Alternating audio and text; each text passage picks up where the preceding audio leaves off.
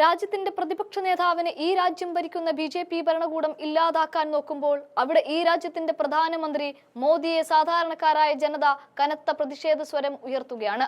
ഇവിടെ രാഹുൽ ഗാന്ധിയെ തേടി സൈന്യത്തിന്റെ കത്തെത്തുമ്പോൾ മറ്റൊരിടത്ത് മോദി കാലുകുത്തിയാൽ അപ്പോൾ കലാപമാണ് എന്നാണ് പറയുന്നത്. ആ തരംഗമാണ് കാണാൻ സാധിക്കുന്നത്. മോദിയുടെ ഹെലികോപ്റ്റർ ഇറങ്ങുന്നിടത്ത് പോലും കലാപകാരികൾ ഉണ്ടാവുമോ എന്ന ഭയം ഓരോ സൈന്യത്തിനും ഉണ്ട്.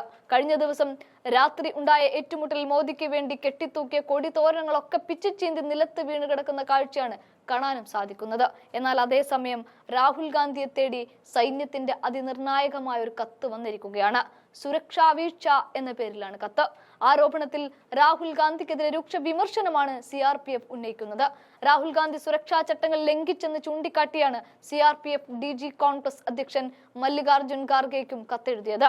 മുൻകൂട്ടി അറിയിക്കാതെ വിദേശയാത്ര നടത്തുന്നു എന്നും രാഹുൽ ഗാന്ധിക്കെതിരായ പരാതിയിൽ പറയുകയാണ്. അതേസമയം BJP-ക്കെതിരായ വോട്ടുകൊള്ള ആരോപണത്തിൽ പുതിയ വെളിപ്പെടുത്തൽ രാഹുൽ ഗാന്ധി പ്രഖ്യാപിച്ചിരിക്കെ CRPF-നെ കരുവാക്കി തടയിടാനുള്ള നീക്കമാണ് ഇത് എന്നും കോൺഗ്രസ് പ്രതികരിക്കുന്നുണ്ട്. രാഹുലിനെ ഭീഷണിപ്പെടുത്താനുള്ള സർക്കാർ ശ്രമിക്കുന്നു എന്നുമാണ് കോൺഗ്രസിന്റെ ആരോപണം. മലേഷ്യൻ സന്ദർശനത്തിനിടെയുള്ള പ്രതിപക്ഷ നേതാവ് രാഹുൽ ഗാന്ധിയുടെ ചിത്രങ്ങൾ BJP നേതാക്കൾ സമൂഹ മാധ്യമങ്ങളിൽ പങ്കുവച്ചതിൽ കോൺഗ്രസ് നേതൃത്വം രൂക്ഷ വിമർശനം തന്നെയാണ് ഉന്നയിക്കുന്നത്. Z+ സുരക്ഷയുള്ള രാഹുലിന്റെ ചിത്രങ്ങൾ എങ്ങനെ പിന്തുടർന്ന് എടുക്കുന്നു എന്നതായിരുന്നു ചോദ്യം.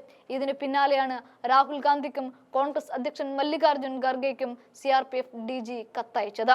10ലേറെ സായുധ കമാൻഡോകൾ രാഹുലിനൊപ്പമുണ്ട്. രാഹുൽ സന്ദർശിക്കേണ്ട സ്ഥലങ്ങളുടെ മുൻകൂർ നിരീക്ഷണമടക്കം CRPF-ന്റെ ചുമതലയാണ്. വിദേശ സന്ദർശനങ്ങളെ കുറിച്ചുള്ള മുൻകൂർ അറിയിപ്പ് നൽകുന്നില്ല. സ്വദേശത്ത് അപ്രതീക്ഷിതമായി ചില സന്ദർശനങ്ങൾ നടത്തുന്നു.